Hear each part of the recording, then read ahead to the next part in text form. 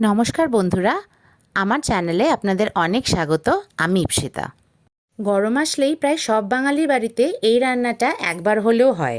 অনেকে এটা নিরামিষ খায়, আবার অনেকে মাছের মাথা দিয়ে। আমি বানাচ্ছি চিংড়ি দিয়ে। একদম বিনা মশলাতেই এই রান্নাটা হয়। পুঁই শাকের পাতা আর ডাঁটা আলাদা করে নিয়েছি। যে ডাঁটাগুলো একটু মোটা ছিল সেগুলো মাঝখান থেকে কেটে নিয়েছি। কিছু সবজি কেটে নিয়েছি, যেমন বেগুন, আলু আর কুমড়ো। শুধু এই তিনটে দিয়েই কিন্তু আজকের রান্নাটা হবে। আর নিয়েছি কিছু চিংড়ি। একটু হলুদ আর নুন দিয়ে এগুলোকে মাখিয়ে নিতে হবে। কড়াতে সামান্য তেল দিয়ে চিংড়িটা ভেজে নিলাম। খুব ভাজবেন না, চিংড়ি কিন্তু বেশি ভাজলে শক্ত হয়ে যায়।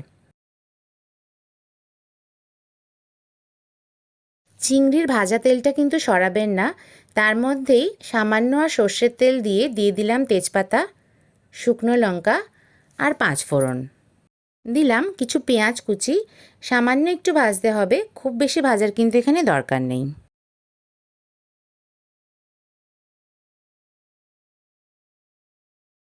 সাথে সাথেই দিলাম কাঁচা লঙ্কা বাটা। সামান্য একটু নাড়াচাড়া করেই দিয়ে দেব হলুদ আর একটা টমেটো কুচি।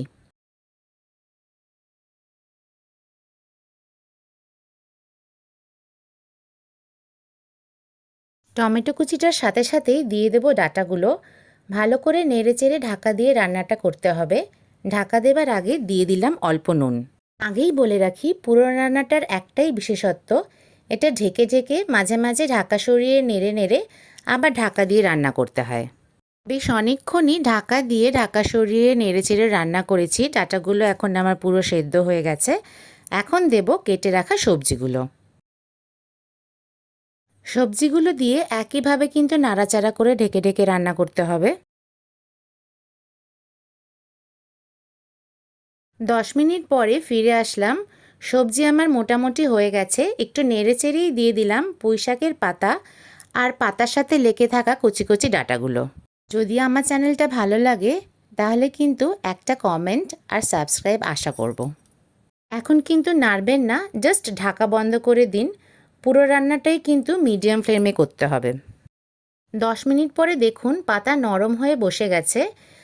এমন সহজেই নেড়ে নেড়ে কিন্তু এখন রান্না করতে পারবেন আপনারা। প্রচুর জল বেরোবে আর এই জলেই বাকি রান্নাটা করতে হবে। আলাদা করে কিন্তু এই রান্নাটাতে একদমই জল পড়ে না, সবজির জলেই রান্নাটা হয়। যেসব সবজি বড় বড় হয়ে আছে সেগুলোকে কিন্তু ভেঙে ছোট করে নিতে হবে। রান্নাটাতে কিন্তু সবজি একটু ঘাটা ঘাটাই থাকে। এক সবজির সাথে অন্য সবজির গন্ধ আর স্বাদ মিশেই কিন্তু এই রান্নাটাকে বিশেষ বানায়। এখন দিয়ে দেবেন ভেজে রাখা চিংড়ি মাছগুলো। চিংড়ি মাছ দিয়ে কিন্তু কিছুক্ষণ রান্নাটা চালিয়ে যেতে হবে। সব সবজি গলে গিয়েও যদি দেখেন অনেক জল, তবে আঁচ বাড়িয়ে ঢাকা খুলে নাড়াচাড়া করতে হবে। তাহলেই দেখবেন জল একদম কমে যাবে আর সবজিটা একদম মাখো মাখো হয়ে যাবে।